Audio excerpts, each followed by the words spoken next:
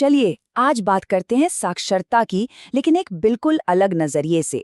अक्षर से पहचान तक के सफर को समझते हैं। तो इस बातचीत की शुरुआत ही एक बहुत बड़े सवाल से करते हैं।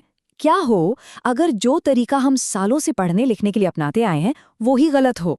जब भी हम पढ़ना सीखने के बारे में सोचते हैं तो सबसे पहले दिमाग में क्या आता है? यही ना, क ख ग, एक एक अक्षर को रटना।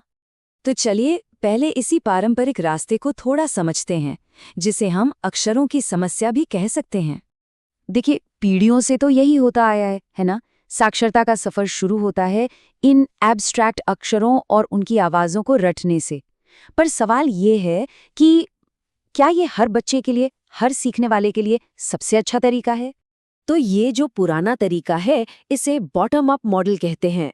अब जरा सोचिए ये काम कैसे करता है। सबसे पहले सबसे छोटी चीज से शुरुआत होती है, यानी अक्षर। पहले अक्षर रटो, फिर उनकी आवाजें सीखो, फिर उन आवाजों को जोड़कर शब्द बनाओ, और इस सब के आखिर में जाकर कहीं उम्मीद की जाती है कि मतलब समझ में आएगा। और यहीं पर पता है सबसे बड़ी मुश्किल आती है, खासकर उन बच्चों के लिए जो अपने परिवार में पहली बार स्कूल जा रहे हैं। उनके लिए ये क ख घ ये सिर्फ कुछ निशान हैं जिनका उनकी असल जिंदगी से कोई लेना देना नहीं है। तो वो रट तो लेते हैं, पर वो जुड़ाव, वो कनेक्शन नहीं बन पाता। तो सवाल उठता है, क्या इसका कोई दूसरा तरीका भी है? जी हाँ, बिल्कुल है। चलिए अब पढ़ने के एक बिल्कुल अलग रास्ते को देखते हैं। एक ऐसा तरीका जिसे आधारशिला शिक्षण केंद्र जैसी जगहों पर इस्तेमाल किया गया है। यहाँ पर ना दोनों तरीकों का फर्क एकदम साफ हो जाता है। पुराना तरीका यानी बॉटम अप, वो शुरू होता है बेमतलब के अक्षरों से, छोटे छोटे टुकड़ों से। लेकिन ये नया तरीका टॉप डाउन पूरी कहानी ही पलट देता है। ये शुरू होता है मतलब वाले शब्दों से, यानी पूरी चीज से। यहाँ जोर रटने पर नहीं, बल्कि पहली ही घड़ी से मतलब समझने पर होता है। तो फिर ये टॉप डाउन वाला तरीका काम कैसे करता है? ये बिल्कुल उल्टा चलता है। मतलब शुरुआत ही मतलब से होती है। बच्चे पहले पूरे शब्द देखते हैं, ऐसे शब्द जो उनके लिए मायने रखते हैं। फिर उन शब्दों को आवाजों में तोड़ा जाता है, और सोचिए सबसे आखिर में जाकर अक्षरों की पहचान होती है।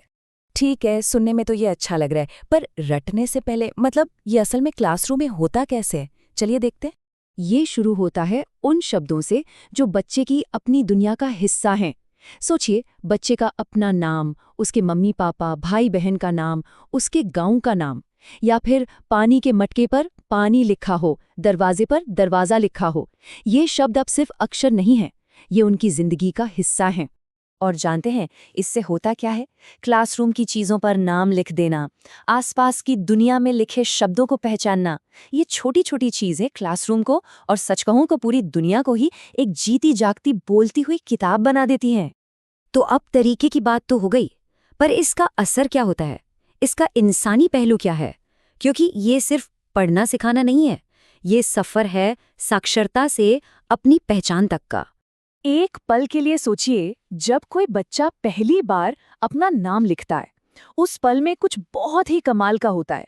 वो सिर्फ एक शब्द नहीं लिख रहा होता, वो कागज पर अपनी पहचान उतार रहा होता है। और उसी एक पल में साक्षरता उसके लिए एक निजी, एक पर्सनल चीज बन जाती है। ये बात इस पूरी सोच का दिल है कि साक्षरता सिर्फ निशानियों को रटने का नाम नहीं है, ये तो खुद को खोजने का सफर है। ये दिखाता है कि भाषा और हमारी अपनी पहचान कितने गहरे जुड़े हुए हैं। तो फिर इसका नतीजा क्या निकलता है? देखिए, जहां पहले संघर्ष था, अब वहां सफलता है। जब बच्चे उन शब्दों से शुरू करते हैं जिन्हें वो जानते हैं, तो उन्हें कामयाबी मिलती है, और उस कामयाबी से उनका आत्मविश्वास बढ़ता है, उनकी पहचान और मजबूत होती है। और सबसे बड़ी बात, सीखना एक बोझ नहीं, एक मजेदार खेल बन जाता है। चलिए अब इसके बड़े असर को देखते हैं। ये तरीका साक्षरता की पूरी परिभाषा को ही कैसे एक नई दिशा देता है। इस नजरिए से देखने पर पढ़ना सिर्फ इम्तिहान पास करने की चीज नहीं रह जाता। ये दुनिया को समझने का, अपनी बात कहने का और अपने आसपास की चीजों से जुड़ने का एक बहुत ही ताकतवर जरिया बन जाता है। तो इस सारी बातचीत का निचोड़ क्या है? शायद यही कि साक्षरता की शुरुआत क ख ग से होती ही नहीं। शायद इसकी शुरुआत होती है मैं से। एक ऐसा विचार जो हमें याद दिलाता है कि पढ़ना लिखना सिर्फ एक किताबी हुनर नहीं है, बल्कि हमारी अपनी पहचान का एक बहुत जरूरी हिस्सा है।